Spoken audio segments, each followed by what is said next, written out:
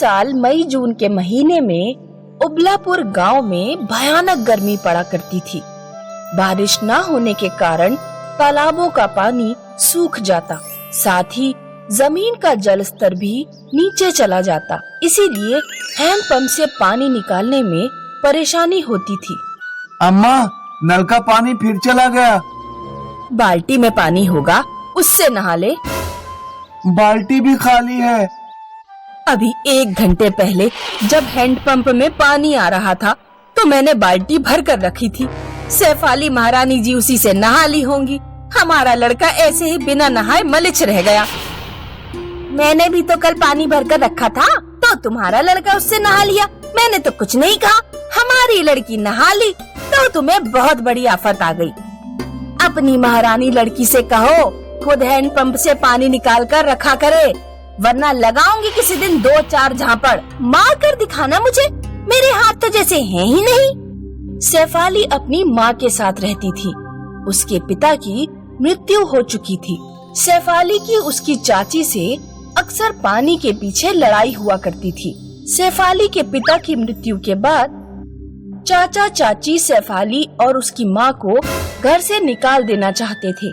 शाम को जब सैफाली के चाचा धनु सिंह घर लौटते हैं तो सोमवती अपने पति के खूब कान भरती है।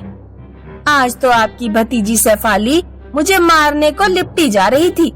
जरा मैंने कह दिया कि हैंडपंप से पानी खुद निकाल कर रखा कर, ऐसे मारने को लिपटी वो मुझे। वो तो ये कहो कि बबलू घर पर था, उसने बचा लिया मुझे। भाभी ने कुछ नहीं कहा?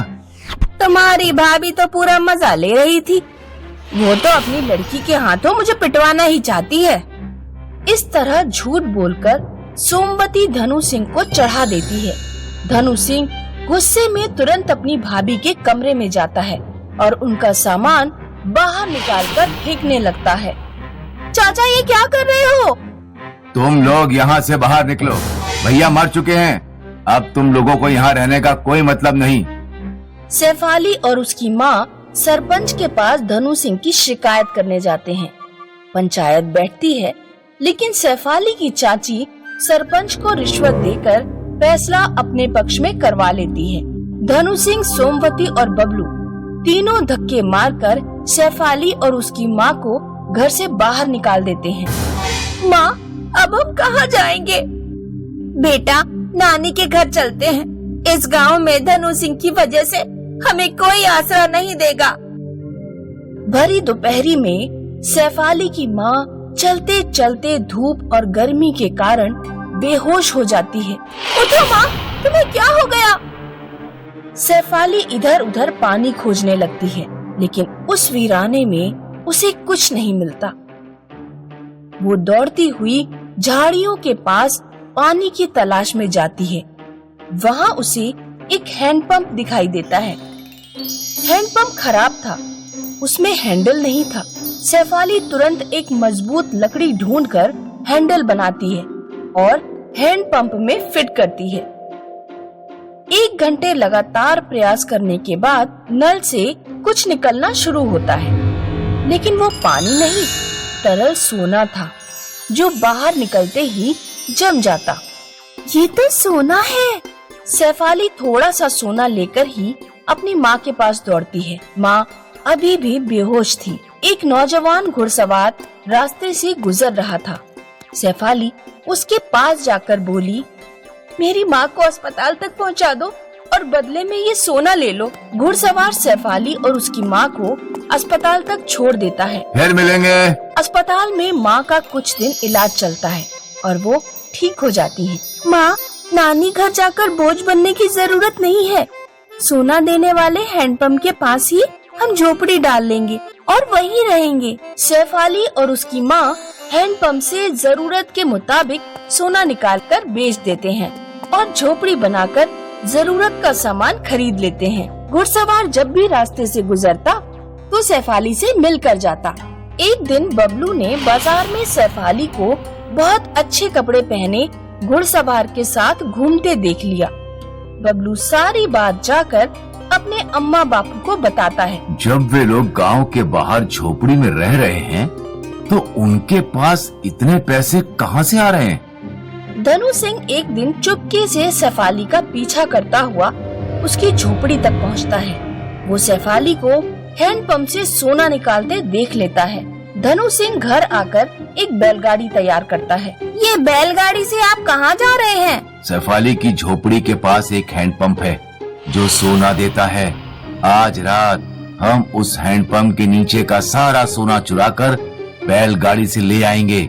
रात में धनु सिंह, सोमवती और बबलू शेफाली की झोपड़ी पर जाते हैं। सबसे पहले वे शेफाली और शेफाली की माँ के मुंह पर नशीली दवा रुमाल में रखकर उन्हें सुंघाते हैं और उन्हें बेहोश कर देते हैं। फिर 4-5 घंटे तक हैंडपंप से सोना निकालते रहते हैं।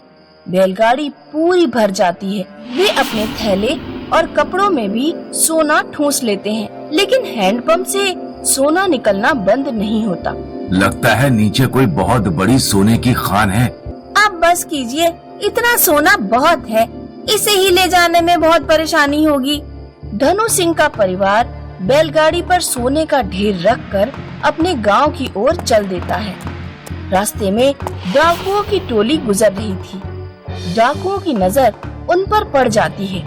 डाकू धनु सिंह के पूरे परिवार को मारकर सारा सोना ले जाते हैं। उधर शेफाली घुड़सवार से विवाह करके खुशहाल जीवन बिताने लगती है।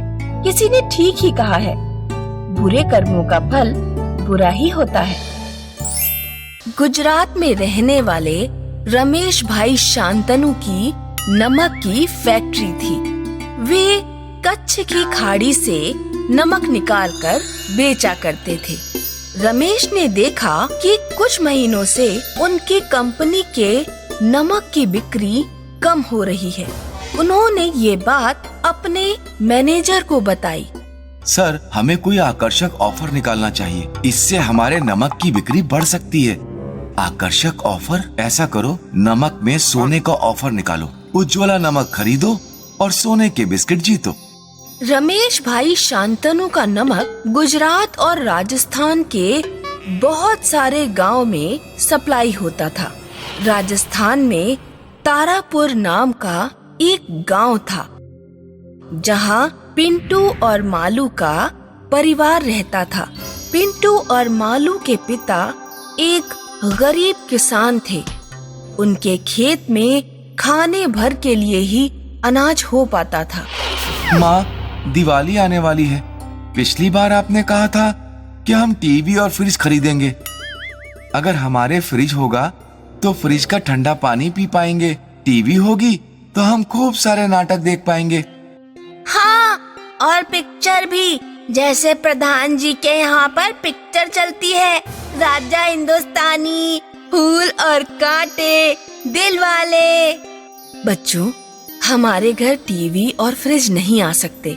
हमारे पास कभी इतने पैसे इकट्ठे हो ही नहीं पाते कि हम टीवी और फ्रिज खरीद सके। लो, पिताजी आ गए। किस चीज पर बहस हो रही है? पिताजी, इस दिवाली पर हमें टीवी और फ्रिज खरीदना है। अच्छा, मैं बक्से में देखता हूँ कि हमारे पास कितने पैसे हैं। मालू के पिता बक्से से सारे पैसे निकालकर गिनते हैं। बच्चों, हमारे पास तो सिर्फ 4,900 है। इसमें तो कोई एक आइटम भी नहीं आ पाएगा। इसका मतलब है हमें टीवी और फ्रिज के सपने देखना छोड़ देना चाहिए। तभी पिंटू एक अखबार लेकर आता है। एक तरीका है, उज्ज्वला नमक। उज्ज्वला नमक? हाँ, नमक के विज्ञापन में लिखा है कि कंपनी ने 1000 स्पेशल पैकेट्स बनाए हैं।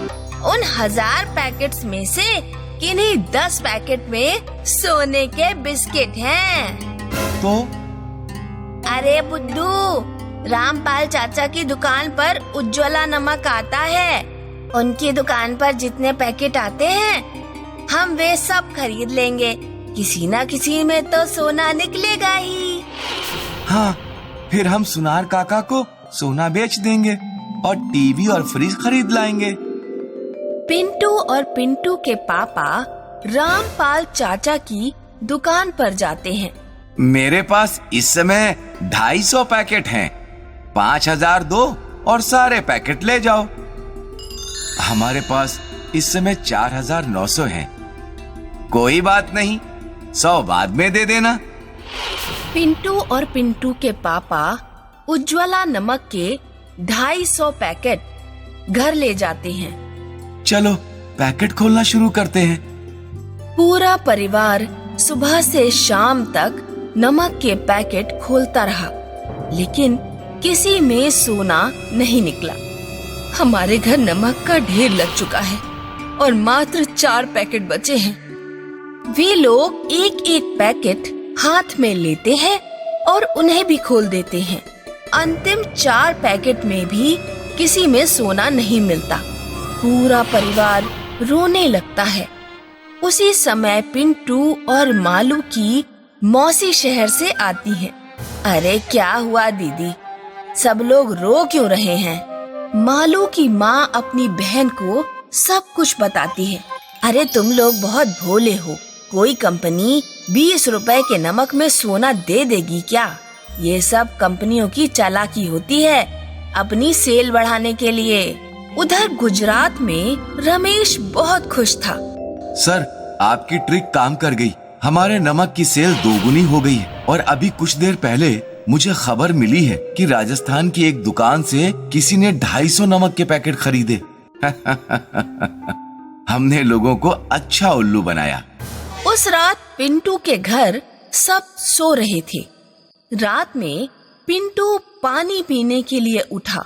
उसने देखा कि कोने में एक नमक का पैकेट पड़ा है। लगता है ये पैकेट रह गया। पिंटू जब वो पैकेट खोलकर सारा नमक बाहर लौटता है तो पैकेट में से 2 सोने के बिस्किट निकल पड़ते हैं। माँ, पिताजी, मौसी, सोना मिल गया। पिंटू के पापा अगले दिन ही बाजार जाकर सोना बेच देते हैं और टीवी और फ्रिज खरीद लाते हैं।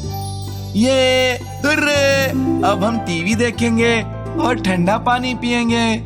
नमक में सोने की खबर पूरे गांव में फैल जाती है। गांव के लोग दौड़ते हुए रामपाल चाचा की दुकान पर पहुंचते हैं, लेकिन उन्हें नमक नहीं मिल पाता। नमक में सोने की खबर रमेश भाई शांतनु तक पहुंचती है। जब हमने नमक में सोना डाला ही नहीं तो उस किसान को हमारे नमक में सोना कैसे मिल गया? सर, हम समुद्र से सोना निकालते हैं। समुद्र में तो आप जानते ही हैं, बहुत सारी चीजें आती हैं। वहीं से सोना किसी पैकेट में पैक होकर पहुंच गया होगा। रमेश लालच में अपने गोदाम में जाकर जितने भी पैकेट थे सब खुलवा देता है, लेकिन उसे कुछ नहीं मिलता। रमेश को बहुत क्रोध आता है। उस किसान ने हमारा सोना बेचकर जो भी खरीदा है, कुछ चोर भेजकर वो सब कुछ उठा लो। ये आप क्या कह रहे हैं सर? एक छोटे से किसान से ईर्ष्या करना सही नहीं है। मैं जो कह रहा हूँ करो। उसने हमारे नमक का फायदा उठाया है। एक रात पिंटू के घर चोर घुस आते हैं और सामान चुराने लगते हैं। मालू उस समय ठंडा पानी पीने के लिए उठा था। उसने चोर देखे तो शोर मचा दिया। पूरा गांव वहां इकट्ठा हो गया और चोर पकड़ लिए गए। पुलिस बुलाई जाती है। चोर कबूल कर लेते हैं कि उन्हें उज्ज्वला कंपनी के मालिक ने भेजा है। खबर अखबार में छप जाती है। लोग उज्ज्वला नमक का बहिष्कार कर देते हैं। रमेश का बहुत नुकसान होता है। तुमने ठीक कहा था। मुझे एक छोटे से किसान से ईर्ष्या नहीं करनी चाहिए थी। मैं कितना पागल था और अब मुझे इसका परिणाम भुगतना पड़ा। तभी तो कहते हैं किसी से ईर्ष्या नहीं करनी चाहिए। जो जिसकी किस्मत में होता है वो उसे मिलकर ही रहता है।